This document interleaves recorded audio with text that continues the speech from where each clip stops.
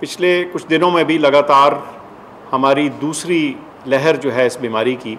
اس کے ذریعے اس کی وجہ سے تقریباً 2,500 سے 3,000 لوگ ہر روز نئے ڈائگنوز ہو رہے ہیں اس بیماری سے. جو پازیٹیوٹی کی شرح ہے وہ بھی 7 سے 8% کے درمیان چلتی رہی ہے، بلکہ کراچی میں تو یہ شرح 19% کے لگ بھگ رہی ہے گزشتہ 24 گھنٹوں میں.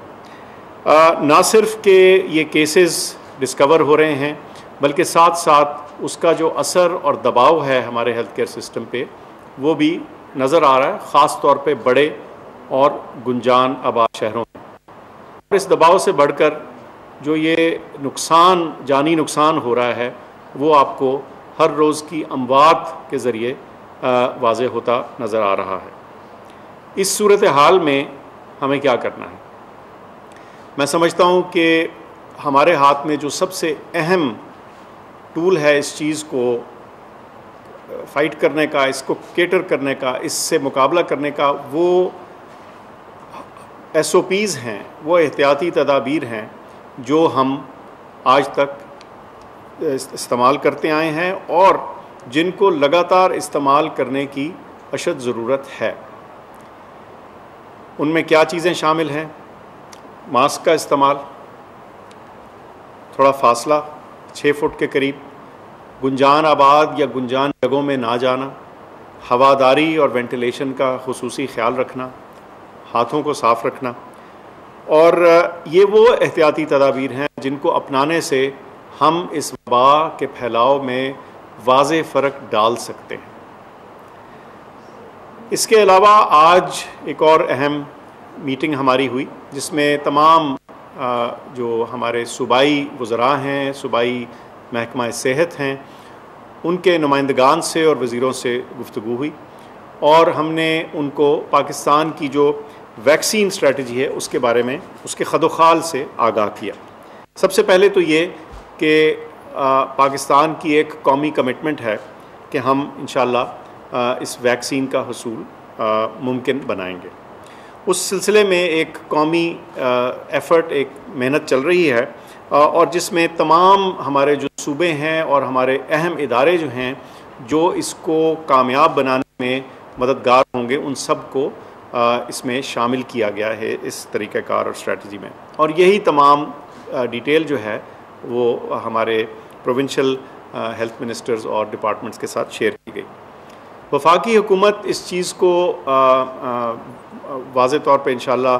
ممکن بنائے گی کہ جو ویکسین ہے پاکستان میں اویلیبل ہو، اور وہ ایسی ہو جو نہ صرف کہ سیف ہو، یعنی اس کے کوئی سائیڈ ایفیکٹس نہ ہو، بلکہ وہ ایفیکیشس ہو، یعنی کارآمد اور مؤثر ہو. اس میں اس کو ممکن بنانے کے لیے جو ہمیں انفارمیشن ٹیکنالوجی کا استعمال کرنا ہے، جو ہمارے موجودہ امیونائزیشن کا سسٹم ہے جس کو EPI بولتے ہیں، اور دیگر جو سپلائی چین میں ہم نے ساری چیزیں دیکھنی ہیں، اس چیز کو ممکن بنانے کے لیے ان سب کو تیار کیا جا چکا ہے اور کچھ دیگر تیاری بھی ہو رہی ہے.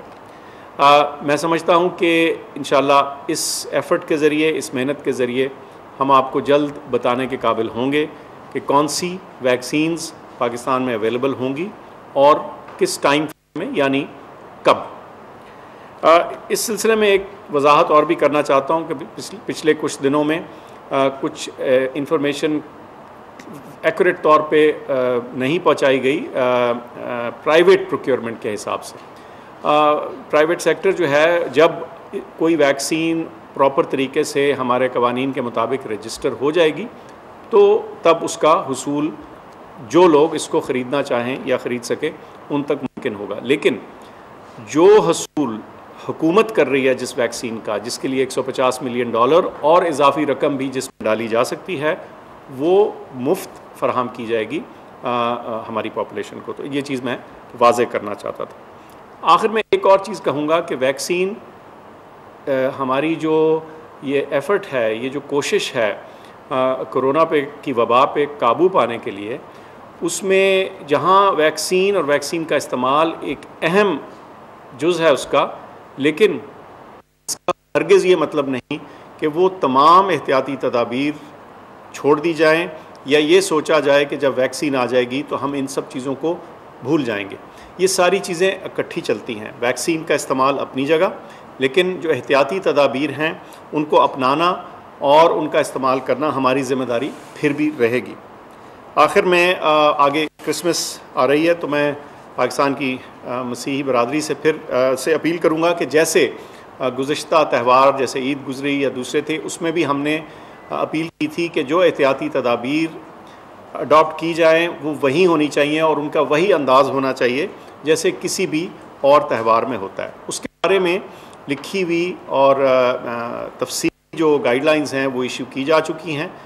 تاکہ ان کی رہنمائی، ہماری مسیحی برادری کی رہنمائی ہو سکے اپنی کرسمس کو اچھے طریقے سے منانے کی اور ساتھ ساتھ اپنے آپ کو اور سارے ملک کو سیف رکھنے کی.